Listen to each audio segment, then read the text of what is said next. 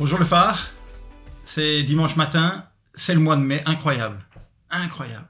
Le mois de mai, c'est normalement pour chacun d'entre nous le mois des week-ends ensoleillés, des sorties, des bons plans avec les amis, des brocantes, des week-ends, etc.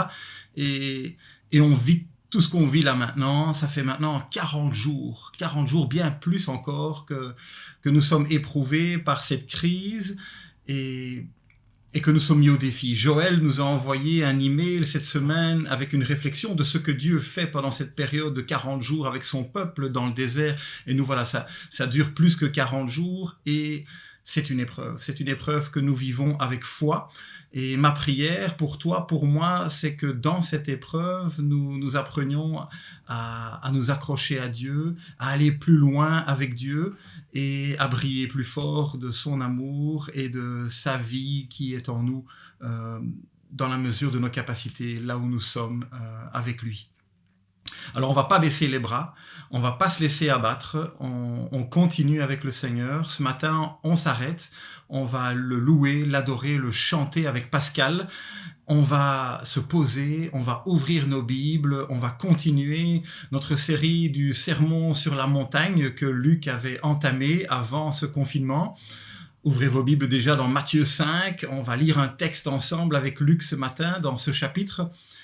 On va pas baisser les bras, on va se poser et tout à l'heure, après le message, on va donner d'autres annonces encore pour la vie de l'Église et là non plus, on ne veut pas baisser les bras. L'Église est vivante, l'Église c'est nous, c'est toi, c'est moi et nous voulons ensemble chercher ce que Dieu veut nous dire et nous réjouir d'avoir le privilège de pouvoir être connectés de la sorte. Merci Seigneur pour la technologie, merci pour tous ceux de l'Église qui travaillent derrière tout cela pour que ce soit possible. Et donc, bon dimanche l'Église et à tout à l'heure pour les annonces. Bonjour à tous. Nous allons passer un temps de louange ce matin et j'avais vraiment à cœur de pouvoir vous encourager ce matin. J'avais à cœur de chanter des chants qui parlent de la grandeur de Dieu, qui parlent de la gloire de Dieu, qui nous rappellent vraiment que c'est lui qui donne la paix, que c'est lui qui a tout entre ses mains, qu'en Jésus-Christ, nous avons vraiment reçu le plus beau des cadeaux, que ça puisse être une source de rafraîchissement pour vous ce matin et que vous puissiez vraiment être encouragés par ce rappel de toutes ces vérités. Chantons ensemble et élevons nos voix vers le Seigneur. Quelle grâce incomparable!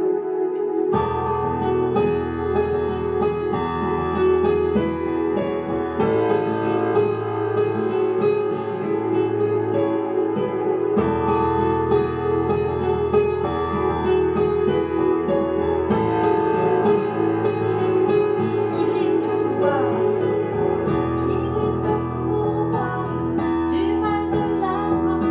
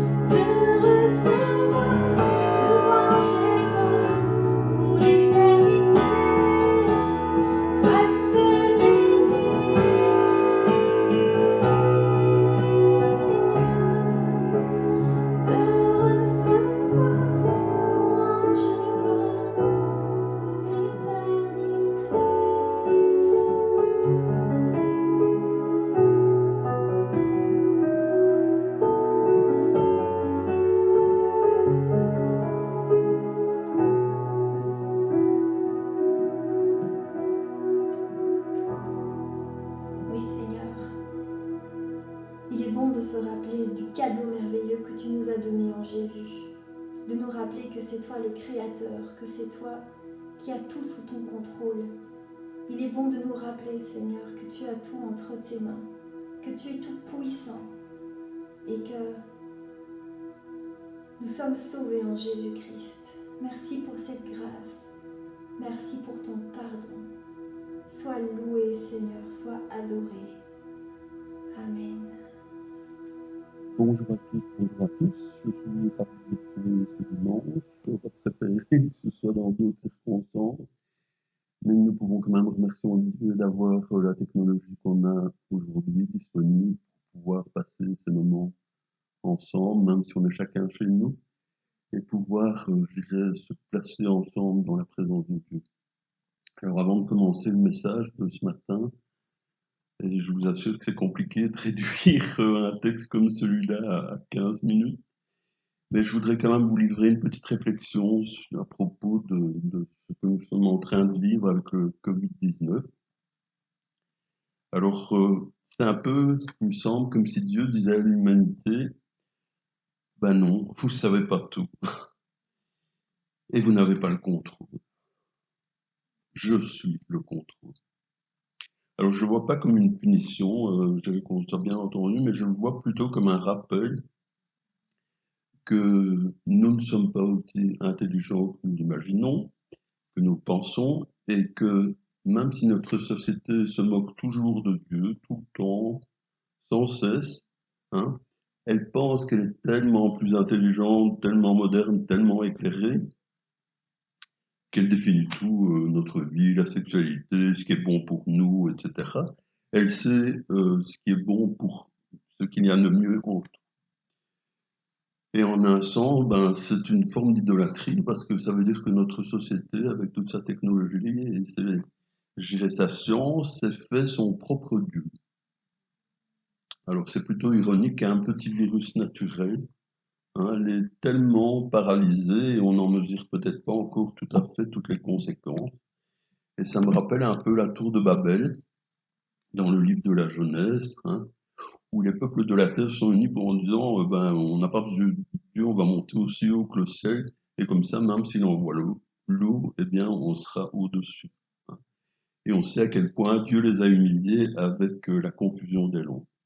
Maintenant, pour revenir à notre thème de ce matin, il y a quelques mois, j'avais commencé un message sur le sermon sur la montagne, Matthieu chapitre 5. Alors, je vous demande de vous installer confortablement, parce que je voudrais que vous passiez ce petit moment éveillé. Hein, ce sont des mots assez difficiles et complexes que je vais encore partager ce matin. J'aurais pu passer à la partie plus pratique immédiatement, mais je ne crois pas que c'est une bonne idée, parce que je vais faire vraiment du verset à verset. Et je vous invite, pour ceux qui les ont, à ouvrir une Bible au livre de Matthieu, au chapitre 5, et au verset 19 et 20. Et on va les lire ensemble. C'est Jésus qui parle et qui dit « Celui donc qui violera l'un de ces plus petits commandements et qui enseignera aux hommes à faire de même, sera appelé le plus petit dans le royaume des cieux. Mais celui qui les mettra en pratique et les enseignera aux autres, celui-là sera appelé grand dans le royaume des cieux. En effet, je vous le dis, si votre justice ne dépasse pas celle des spécialistes de la loi et des pharisiens, vous n'entrerez pas dans le royaume des cieux. » Alors, c'est des paroles difficiles, hein, il faut dire en temps. Et le thème de message, c'est l'idée de dépasser cette justice des scribes et des pharisiens. Alors, comment est-ce qu'on peut dépasser cette justice? Je crois que l'important, et en les étudiant aujourd'hui, hein, il faut voir que c'est une introduction à tout ce qui va suivre, et Dieu voulant, on le verra dans les mois à venir. Hein. Et la toile de fond de ces paroles, pourquoi est-ce que Jésus dit ces choses? C'est parce que les scribes, les pharisiens, les juifs religieux de l'époque, le perçoivent lui comme quelqu'un de dangereux, un destructeur de la loi, quelqu'un qui amène d'autres choses contraires à ce qu'ils ont l'habitude d'enseigner. Et en lisant les évangiles, il en est ainsi parce que le Seigneur guérit les malades le jour du sabbat, et eux, ils ne supportent pas ça, ils ne comprennent pas. Plutôt que de voir la gloire de Dieu dans le fait qu'une personne paralysée se met à marcher. Ben non, c'est Jésus qui a violé le sabbat parce qu'il a dit qu'il devait prendre son lit avec lui. Alors, ils le perçoivent comme une espèce de nouvel enseignant qui veut détruire le judaïsme, rompre les liens avec le passé, et c'est en quelque sorte comme s'il se mettait lui-même au-dessus de la loi de Dieu et de la loi mosaïque pour la changer. Alors, il y a un verset qui illustre bien ce thème, qui se trouve dans l'évangile de Jean, au chapitre 5, verset 18, pour ceux qui veulent aller le voir. Maintenant, je dirais c'est une chose courante, parce que tout au long de l'histoire de l'Église, il y a beaucoup de gens qui n'ont pas compris ce que Jésus voulait dire, accomplir la loi, etc., et qui ont eu vraiment des soucis avec ça. Et c'est étonnant en un sens, parce que quand on lit les paroles de Jésus dans les évangiles, on voit qu'il parle de cette loi avec vénération, avec respect, comme une règle, je dirais, imposant avec autorité, etc. Et on peut se demander, effectivement, il y avait de quoi rendre les gens qui l'écoutaient perplexes, parce que il a l'air de respecter la loi et en même temps, on dirait qu'il amène d'autres choses. Alors donc, ça a posé des problèmes aux Juifs de l'époque, mais ça a aussi posé des problèmes aux hérétiques dans l'Église primitive. Et je voudrais vous parler de Marcion, qui est un hérétique assez connu, je dirais, du IIe siècle. Et il trouvait ces paroles de Jésus que je viens de vous dire très difficiles à entendre. Alors qu'est-ce qu'il a fait, Marcion? Ben, c'est pas compliqué. Il a réécrit le Nouveau Testament. Il a éliminé toutes les références à l'Ancien. Et chaque fois que l'Ancien Testament était cité ou qu'il y avait une allusion à une vérité dans l'Ancien Testament, ben, il l'enlevait de son Nouveau Testament. Et comme il a lancé cette idée, ben, il a eu des disciples qui ont poussé, je dirais, le bouchon encore un peu plus loin, hein, et qui ont carrément interverti des verbes dans des versets. Hein, c'est comme ça que le verset 17, ils l'ont changé pour dire, donc Jésus qui parlerait, qui dit « Je suis non venu pour accomplir la loi et les prophètes, mais pour les abolir. » Ils l'ont renversé, pourquoi? Parce qu'ils ne comprenaient pas le rapport entre Jésus et la loi. Hein. Il n'est pas venu pour abolir la loi, mais pour l'accomplir. C'est quelque chose qu'ils ne parvenaient pas à comprendre. Alors vous allez me dire, et aujourd'hui, qu'en est-il aujourd'hui? Ben aujourd'hui, dans l'Église, et même dans l'Église protestante, j'ai envie de dire, il y a le même type de personnes qu'on pourrait appeler les libéraux, et ça n'a rien à voir avec le parti politique, mais ils enseignent ce qu'on appelle l'animonisme. Alors c'est quoi? C'est nomia, ça signifie loi, anti, ça signifie contre, ça veut dire il n'y a plus de loi. Il n'y a plus de loi, puisqu'on est sous la grâce, il n'y a plus de loi. Et si la seule loi nécessaire pour le chrétien, c'est la loi de l'amour. Donc, peu importe ce que vous faites, si vous le faites par amour, hein, ou dans l'amour, eh bien, c'est légal, c'est licite.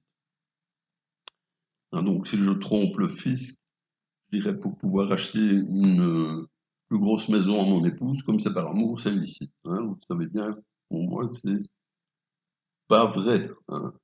Et donc, si vous voulez un peu plus de détails sur ces choses, je vous invite à réécouter mon message du 9 février.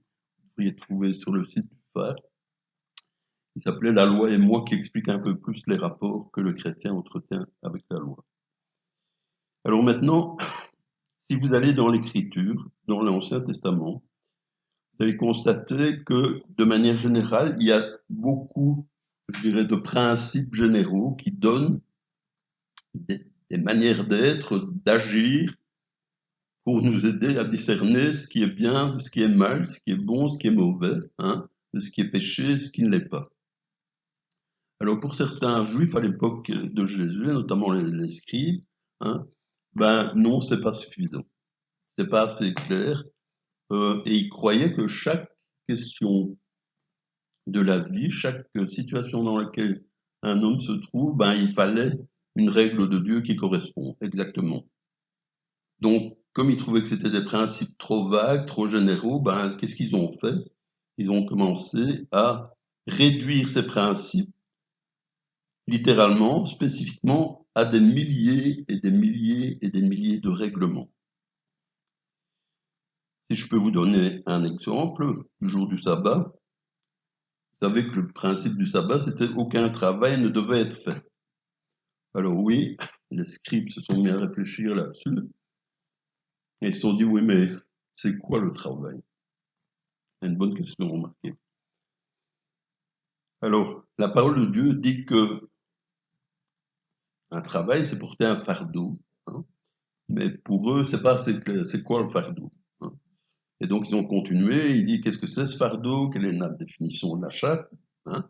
Et petit à petit, ils en sont venus à dire que ce qui doit être la loi, la règle, le règlement pour le jour de sabbat, eh bien, le fardeau, ça peut être par exemple la nourriture égale au poids d'une figue séchée, hein. Si le poids est en dessous, donc vous pêchez pas. Si le poids est au-dessus, vous pêchez. Assez de vin pour mélanger dans un gobelet, hein. Si l'eau se colore de vin, alors ça va, mais si c'est moins, alors vous pouvez le porter, hein. Assez pour une déglutition de lait, hein. Si vous buvez trop, etc., de lait, eh bien, qu'il y ait une déglutition, eh bien, alors là, ben non, si vous portez ce lait-là, c'est un péché. De l'huile suffisante pour oindre une partie du corps. Donc, au-delà, ça ne va pas, etc. Et ainsi de suite, hein, l'eau pour humidifier les yeux, ou encore de quoi écrire 2 lettres dans l'alphabet. Donc vous voyez qu'ils avaient fait tellement de lois, tellement de prescriptions, hein. Ils ont passé des heures, discuter ce qui était bien, ce qui n'était pas selon la loi, hein. Ils ont même discuté de la distance à laquelle un homme pouvait transporter une lampe d'un endroit à l'autre. Et ils ont fini par se disputer, il y a des textes qui racontent ça. Si un tailleur sort de chez lui et qu'il a oublié d'enlever la petite aiguille qu'il met au revers de son veston, est-ce qu'il porte un fardeau, oui ou non? Hein, la question, c'est, ben, à mon avis, hein, ça devient vraiment incroyable comme définition, comme complexité, hein. Ils se sont demandé si c'était un péché pour une femme de porter une perruque, hein, parce que c'est aussi un fardeau le jour du sabbat. Et sorti le sabbat avec une jambe en bois, ben, c'était interdit, hein. Et même un homme qui porte son enfant, eh bien, c'est une transgression du jour du sabbat. Alors, ça va de plus en plus loin, comme ça, hein, et je crois que c'est ce que Jésus a voulu condamner, et je crois que c'est important de se rendre compte que cette loi-là, c'est pas de cette loi-là qu'il parle, hein, dans les versets qu'on a lus tout à l'heure, hein. Mais ça, ce que je viens vous dire, c'est l'essence de la religion pour un pharisien, c'est ça, c'est quel est exactement ce que Dieu veut dire implicitement dans porter un fardeau. Alors, est-ce que je peux faire une application tout de suite avant d'aller plus loin? Ben, pour certains chrétiens, malheureusement, c'est l'essence de la foi, hein, les choses qu'on peut faire, qu'on doit faire tel jour, ne pas manger tel aliment tel jour, hein. Et on peut comprendre alors l'horreur, l'effarement du peuple juif, en tout cas de certains, devant Jésus, cet homme qui disait, en fait, il est venu accomplir la loi. Alors comment est-ce qu'il peut avoir accompli tout ce que je viens d'énumérer, hein? Alors ça, c'est le premier groupe, en fait, duquel Jésus se trouve. Et puis, il y en a un deuxième, ce sont les pharisiens, c'est un groupe d'hommes, hein. Les pharisiens, ça veut dire les séparer, les mis à part, hein. Et ils étaient tellement saints, entre guillemets, hein, qu'ils se séparaient de toutes les activités ordinaires de la vie pour respecter à la lettre tous ces règlements et toutes ces règles. Maintenant, comme je l'ai dit, c'est une tradition orale, mais au IIIe siècle, on l'a fini par l'écrire, hein, c'est ce qu'on appelle la Mishnah. Et la Mishnah, c'est quoi? C'est 800 pages, 800 pages, hein, pour ceux qui trouvent la Bible est un gros livre, hein, ici c'est 800 pages de règles et règlements que le peuple de Dieu doit respecter. Puis plus tard, ils en ont fait des commentaires, hein, c'est devenu le Talmud, approfondir la question, savoir comment respecter la loi. Donc c'est pas ça que dont Jésus parle dans ces versets. Hein. Il dit d'ailleurs, je dirais bien spécifiquement la loi et les prophètes, pour différencier de cette autre loi inventée par la malice des hommes. Alors, la question qu'on peut se poser, c'est quelle est notre relation à la loi de Dieu? Ben, on doit d'abord considérer quelle elle était dans l'Ancien Testament, et il faut tout de suite nous éloigner de l'erreur de penser que des Juifs ont pu rentrer au ciel, hein, uniquement parce qu'ils respectaient la loi. Ce n'est pas vrai, ils sont entrés comme nous par la foi dans le Messie promis, hein, qui n'était pas encore venu, hein, et nous dans le Messie qui est venu. On sait bien que Jésus est passé sur la terre il y a un peu plus de 2000 ans. Donc ils ne peuvent pas être sauvés, je dirais, par l'observation de la loi. Alors comment est-ce qu'ils sont sauvés? Par la foi, bien sûr. Et à quoi sert la loi? Hein, la Bible nous le dit bien dans l'Épître aux Romains, et vous trouvez ça aussi dans Galates, hein, pour montrer le péché de l'homme. Le fait que, non, il n'est pas à la hauteur, il n'y arrive pas. Alors, en plus, elle dit dans le livre de Jacques, si vous avez enfreint un commandement, vous êtes coupable de tous. Donc, c'est important de s'en rappeler ça, et puis de se dire aussi à quel point Jésus nous est précieux et merveilleux, puisque par son sacrifice, il a accompli la loi pour nous, hein, et il a pris, je dirais, le salaire de notre péché, qui est la mort, etc., hein, devant le Dieu juste et saint, et maintenant nous sommes libres, nous sommes acquittés. Alors, les pharisiens, eux, avec leur loi, ils sont dans une autre dimension, dans une autre optique, hein, et en fait, par exemple, le Seigneur, je dirais, contre le divorce, hein, mais eux, je dirais, pour arranger les choses, ils ont dit oui, mais ça dépend dans quelles circonstances. Hein. Ils allaient jusqu'à dire, vous pouvez remettre un acte de divorce à votre épouse si, et seulement si, elle a brûlé le dîner. Hein. Alors évidemment, tout le monde n'enseignait pas ça, mais il y avait certains rabbins qui disaient qu'ils le faisaient, quoi. Et donc, en général, comme on a une tendance naturelle à diminuer le standard de doctrine, je dirais, pour l'adapter à nos comportements, voilà ce qu'ils faisaient. Hein. Donc, voilà ce qu'ils ont fait avec les commandements de Dieu. Et Jésus nous dit, au travers de ce texte, ne faites pas comme eux. Il faut que ça aille plus loin. Vous ne pouvez pas agir comme ça. Hein. Et en un sens, c'est tellement humiliant parce que quelquefois, il y a des gens dans l'église qui disent oui, je veux être chrétien, je veux pas aller en enfer, je veux être au bénéfice de son œuvre, etc. Hein, je veux échapper au feu de l'enfer, mais ne me demandez rien de plus. Hein. Et ça, c'est triste parce que ça, c'est pas le christianisme de la parole de Dieu. Les pharisiens suivaient la loi et la loi était leur objectif. Et tant qu'ils respectaient la loi, ils étaient heureux. Hein. Et c'est un peu comme pour obtenir des points à l'école. Hein. Oui, j'ai bien fait, etc. Hein. Mais nous, notre service envers le Seigneur doit pas être comme ça, justement. Il doit vraiment pas être comme ça, dans la mesure où notre motivation, c'est pas ce qu'on peut gagner, hein, ou recevoir, parce que de toute façon, ce que Dieu nous le donne, il nous le donne par grâce, mais on doit le faire par amour, par reconnaissance pour ce que Jésus a fait pour nous. Hein. Il y a saint Augustin qui a dit la vie chrétienne peut se résumer en une phrase. Hein.